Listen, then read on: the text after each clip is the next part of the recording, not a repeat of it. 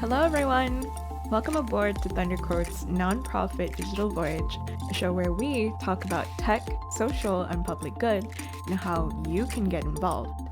I'm your host, Sabrina, and I hope everyone can sit back, relax, and enjoy the show. If you're ready, let's set sail.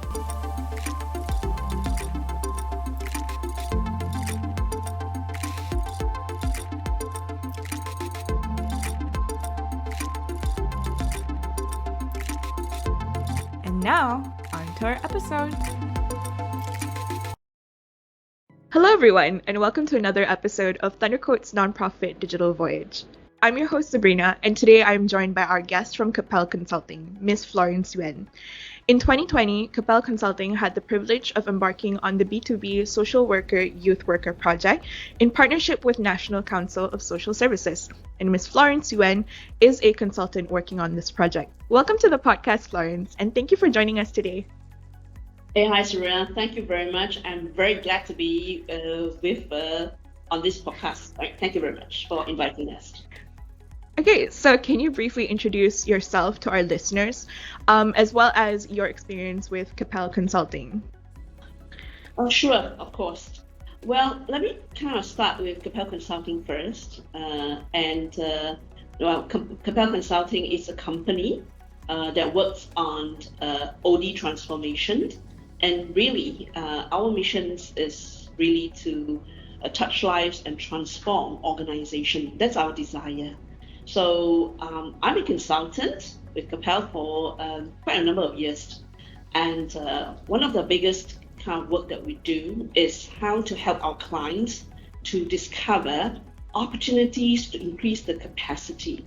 Now, what do you mean by capacity? Meaning increasing the workforce competencies as well as its capability.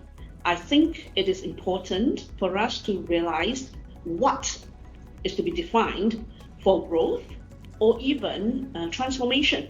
And from there, we can figure out the how. So we're the what's people at the end of the day to help our clients to really see the areas of opportunities for growth, improvement, as well as to serve the customers or the clients better. I hope it helps. Okay, thank you. So, what kind of consultancy services does Capelle provide specifically, and also what can potential clients gain from consultation with Capelle? All right. I may want to kind of put it across with a 3P, okay? First thing first is about people. We really want to help our clients to develop their people. Development means increasing competency, their knowledge, the skill sets, and also towards the attitude towards the presence in the company. And then the second P I will lead to is the processes. Well, in today's world, processes are important. How do we engineer the work that we do? How do we make flows or systems working together? And last but not least, as we put the people and the process together, what do we expect? We expect performance. And this is exactly where we want to give back to our customers, right? When we perform, our customers will gain and meet their needs and meet their final outcome as stated. So this is where Capelle is really good at. And in overall, we are an OD company. We do organization redevelopment and people growth, capacity growth, and transformation as well. At the end of the day, it's really what we want to do is to touch lives. Wow, okay, that's really, really inspiring. So, can we talk more about the most recent project that Capelle Consulting is currently working on? So, it's the B2B Social Worker Youth Worker project, particularly, of course, the aim and the target group, and also your experience being a consultant in this project. Well, I think this is an excellent topic for the fact that with the social service sector, it's really a sector that is growing in terms of needs, as well as new challenges, with the pandemic, with COVID-19 and changes in the world, in Singapore country, like aging, and even our youth are getting smarter each time. Indeed, back to basic, which stands for B2B, means to help our social service agency to grow in terms of what I always say is, the capacity Now, what do you really mean by that? Meaning to say, how can you grow in capacities without adding values? So I think it's important that every SSA or social service agency, they want to add values. They really want the case or the social service workers to have better interactions with their clients. As they interact, they are able to look at the right aspects of intervention. And not only that, the client that I work with, we talk about competency growth. So how do you do really competency growth with your social workers if you have not understood or analyzed, So analytical become also important to understand what kind of challenges are we facing. Can we be more prepared? So instead of being reactive, can we be more proactive? So I think with this back to basic, helping many of the social service agencies to digitalize is very, very important. That's why I think there's always a acronym, digitalization, turbo, social service agency workers, because we're going to add values, right? I think this is the most important part of the whole thing. And there are technologies with huge changes. I will call technologies enablers, helping them to do things that technology can do, yet they can free up the time, right, to do more things with value adds, with emotions, with the right aspects of the human touch. I think this is where Back to Basics have asked us this question: how can we help the social service agency to move forward? I see. So when, previously we discussed about the turbo digitalization turbo social service works. Can you share more about this? Because obviously I was looking about it online and I couldn't really find anything that explains further. So I was really interested to know more. Well, I think this is something that Capelle is good at calling out, what we learned from the whole experience of work to words that we can remember, words that we can articulate. So as you know, turbo starts with TURBO, and truly each one of the letters stands for something. And all this comes from the learning that we have done through B2B projects. Okay. Now, as you know, social service sectors, what are they good at? Really good with humanities, right? They are good with interacting with people. They know they exist with caring of people, the care, the emotion, the listening, the empathy, you name all the humanities terms. But truly, in a B2B digitalization transformation, it's kind of a little bit scary for some of them. What exactly is this?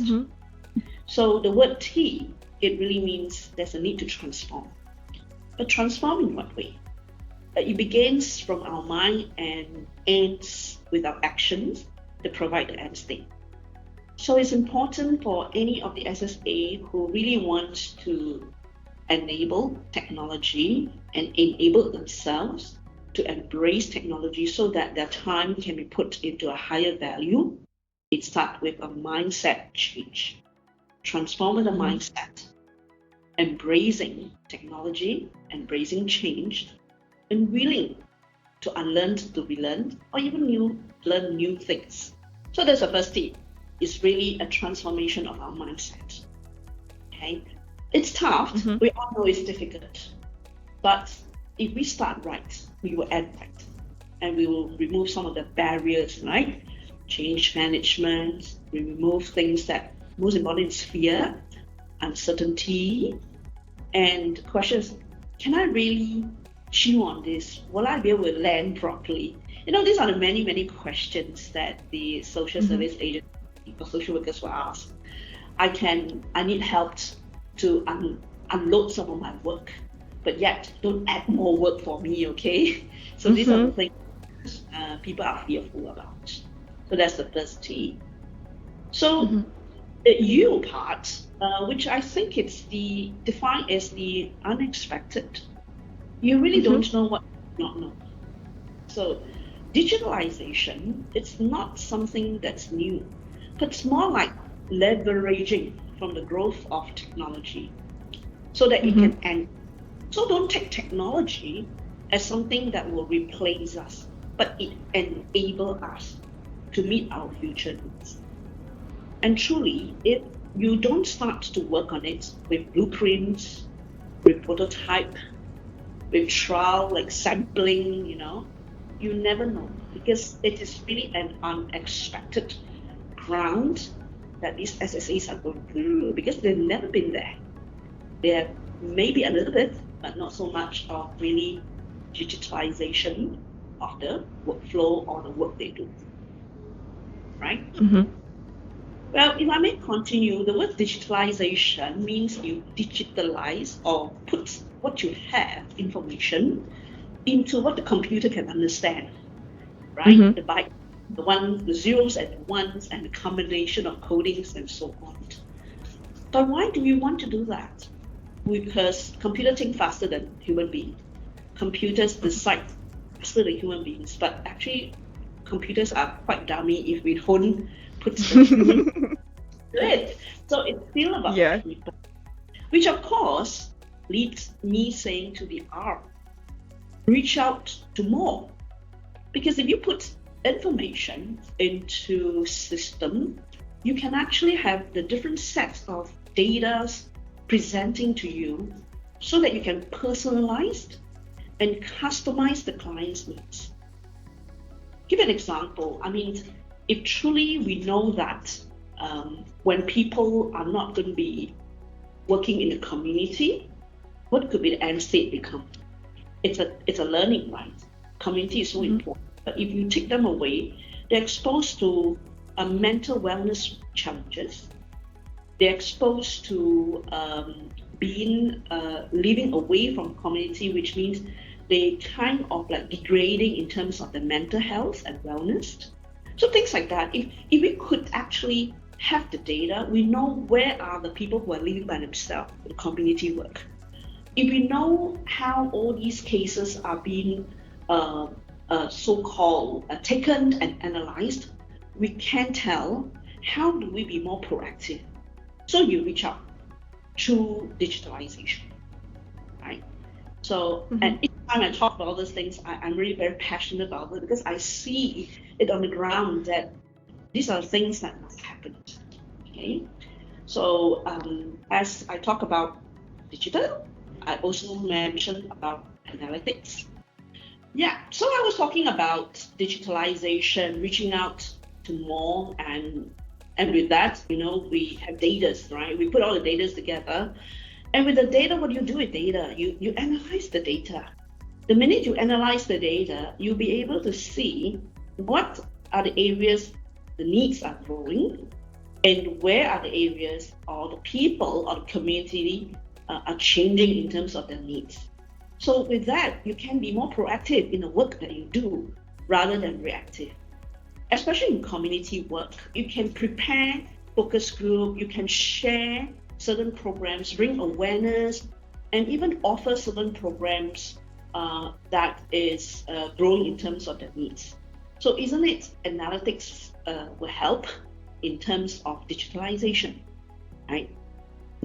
So now we are moving to the last alphabet, which is the O. Now, imagine when we're also prepared with the information and learning from the programs. It's like a closed loop kind of thing, right? You kind of know what you do. You put things in, and once again, you see things are changing. With that, what can you do? You can offer different touch. I call it high touch and care to the social work. I mean, first thing first, in B2B, we do so-called time motion studies. We notice that quite a number of work that our social workers are doing quite mundane. So and these are not high touch work. These are things like administration. I mean, it's really necessary, right? Because if you don't do your administration well, you can't do planning, you can't do budgeting. So, but you don't need the social workers to do it. You can use a system, workflow, technology to enable it. Okay? Then free up some of the time, or rather, you increase the time on touch.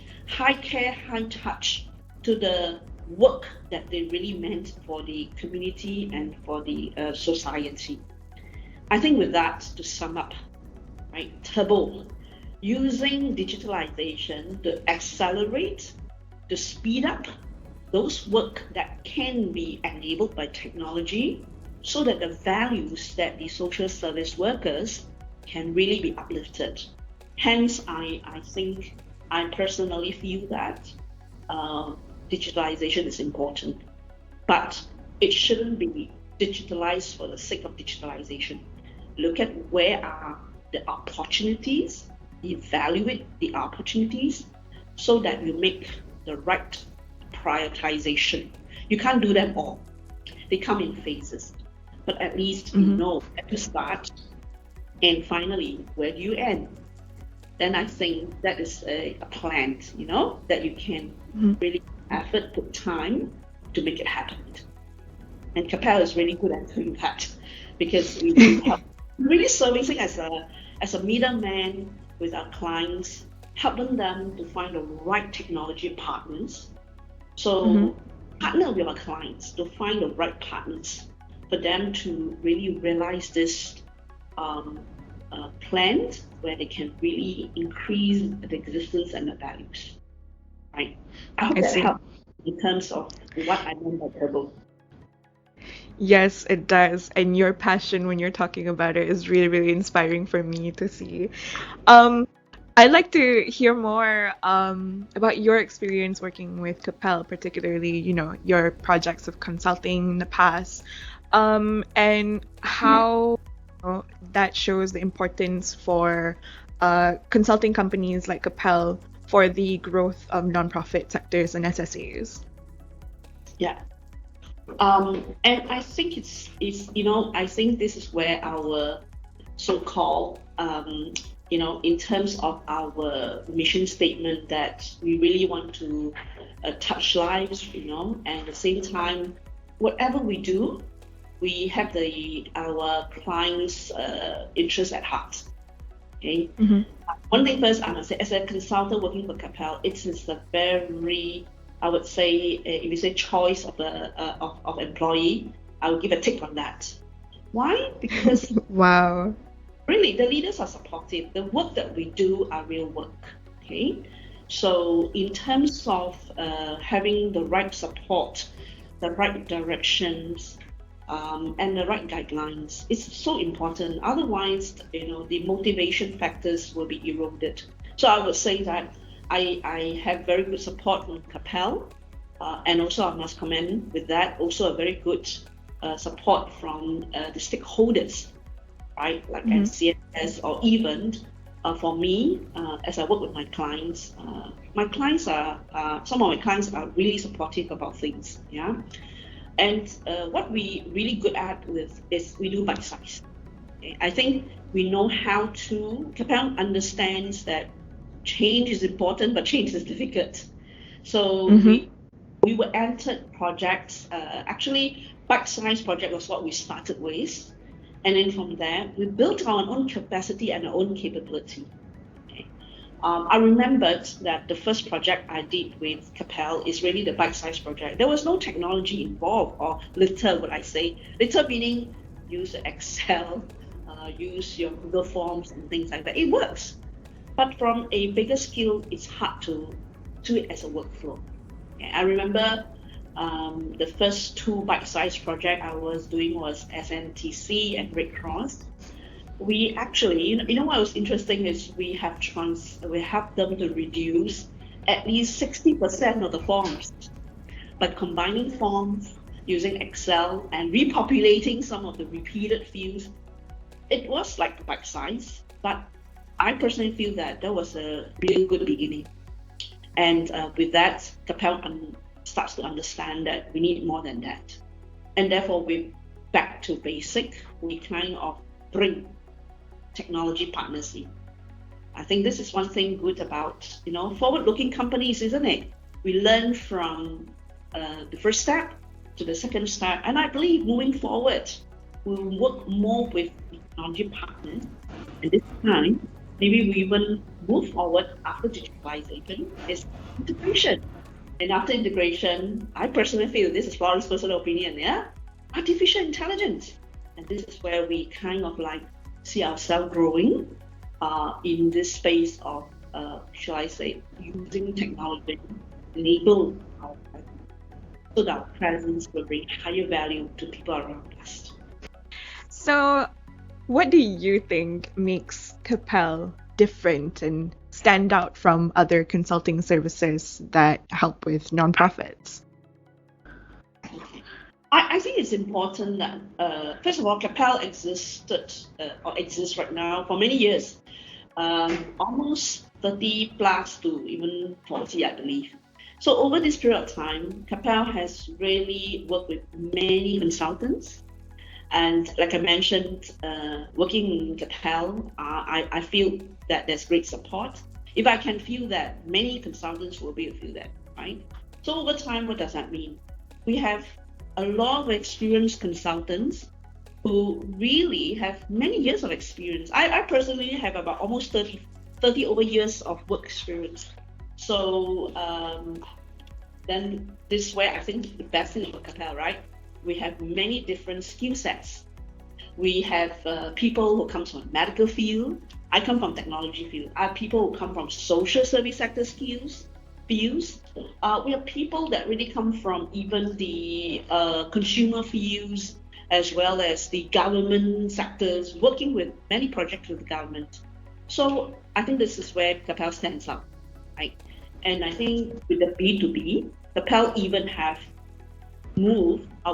included the abilities to work with different technology partners. Through B2B, I have interacted with many technology companies, and some technology companies, and majority of them are locals, which is good, right? Seeing all Singaporeans working together, people exist in Singapore. I mean, to be fair, they are permanent residents too, right? So people living in Singapore wanting to work together, so that we see ourselves having a complete competency, right? Competency in terms of knowledge and skills in our area of expertise, as well as the capacity and the ability of having technology. Mm-hmm. Right? So I think that's really good. It's like a big family working together. And the clients are our locals, right? They require all this help so that we can serve our community better. So I think this is really what is good about Capelle. We seem to be having the one-stop shop and cater for everything. Mm-hmm. In your experience as consultant, you said you have like 30 years of experience, working experience. I wonder what are the biggest misconceptions about consulting, especially for the nonprofits? I can tell you, it's not just a nonprofit. Many times when you use the word consultant, they're here to tell us what to do, but they won't do with us. This is something that a lot of consultation work have become a fear to the ones who are receiving it. But I can tell you, I personally, and even together with Capelle, the work we do, we really want to walk with our client and deploy our client and aim with our client. But we cannot keep giving them the fish. We also believe that we have to teach them how to fish. So this is where the biggest misconception of consultant is they give you the blueprints, all right? They'll say all those things and give you all kinds of framework and then says, voila, this is a blueprint, please deliver it yourself. I think this is the biggest fear with clients. But I think so far, from feedback from our clients, we don't do that. We really choose, consult, even hear them out. Sometimes we hear them out, they may not be making sense. It's our job to tell them that, what about option A, what about option B, explain them, and that's the best point. I see. Okay, so just to pick your brain more on like your 30 plus years of experience, I wonder if you can share any like success stories of past clients or like any memorable experience while working with Capelle. And also, I guess, while we're on that topic, what keeps you motivated to keep doing your consultancy job? Okay. I think this is a great question. Sometimes I ask myself this question too. But I really enjoy doing projects, works that make a difference and a change. Mm-hmm. What? But most importantly, many projects start with the problem statement. The minute you know that your client is very seriously wanting to solve a problem, and truly you can see some of the clients coming to you and say, I really have this challenge, but I do not know what to do about it. Okay? Mm-hmm. So this is where I know that is someone raising their own hand, and this must be something that is self-initiated. When I say the client must initiate it, right? Once the client has that, and then you come in and start to brainstorm, lead them in the discussion, and they believe in you. The minute my clients believe in me, and I believe in them, I think that is that the driving factor, right? Now, of course, all comes with a cost. Can the client afford? And also comes with a fee. Can I take the fee?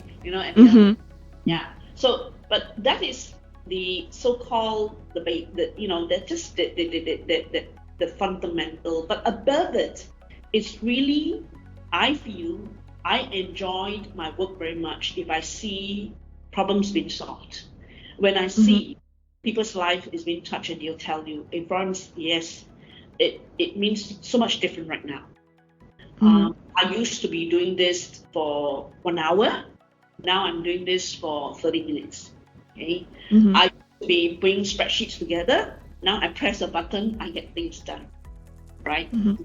So you can see that and of course, most importantly, if I hear things like this, I can't live without this new process or these new tools or this new framework.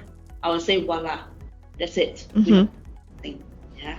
Now, of course, not every day it's Sunday or public holiday that we hit with cross junction, we hit with rocky roads, and this is where I think the satisfaction comes when we can all walk through these rocky roads together, seeing your legs bleed, other people's legs bleed, but yet we come out and say that was a past and now is the beginning. So these are the things that are real, but for me, I feel that I have a reason to live and my purpose living, and what I'm made to do is a blessing to others, and others are also blessing me, right? And of course, together with Capelle, we have the same thoughts: transform life, touch life, transform organizations. It is words; these are words, but words without actions is just another set of words. But words with actions, we leave memories behind. I always said, if you look back, you can really account for the checklist, then I think I'm ready to face whatever in front of me, ahead of me, right? So, yeah, I hope I didn't kind of bring things all over the place, but truly, everybody have a purpose. You see things work, things are being blessed. That's ultimately, I feel, it's meaningful. Okay.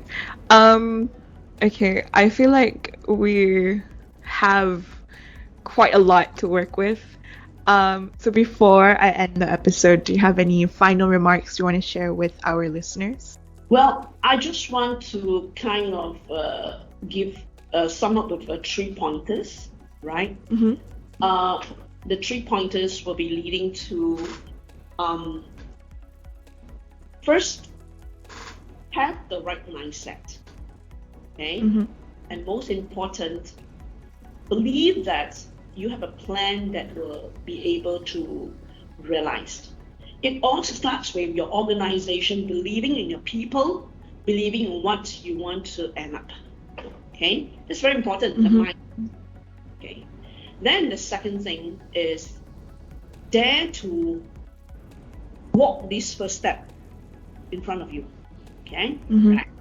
And always remember, as an organization, you are not going to work alone. As the leaders move the people ahead, look behind and see if others are following. Mm-hmm. A change cannot happen if only one person is on the change and the rest are away from the change. Okay, so change management is important. That's the second point. Have the mindset, have the change management all prepared. And the third thing is there's no solution perfect in one go, especially with digitalization. Prepare that there are phases, and it's through the phases you can fine tune and you can move forward. Right?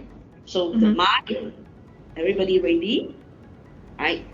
Leaders, uphold your organization that we're all on board and believe that the solutions is not going to fix one time. They come in phases. This is how I see the whole thing will work properly with digitalization and with transformation. I thank you for the time and opportunity for today. Thank you. Thank you so much. And with that, we've reached the end of our episode. Again, thank you so much for joining in on the conversation, Florence. And of course, thank you so much to our listeners for tuning in. Remember what Florence says, it's always difficult to start, but take that first step. So we hope you enjoyed this episode, and I'll see you in the next one. Bye!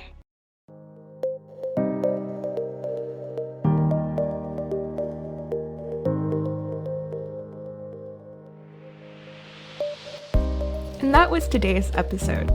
If you enjoyed today's show, please subscribe and leave a review. It would mean a whole lot to us. You can also head over to our website at thunderquote.org to gain access to our free digital resources. See you next time!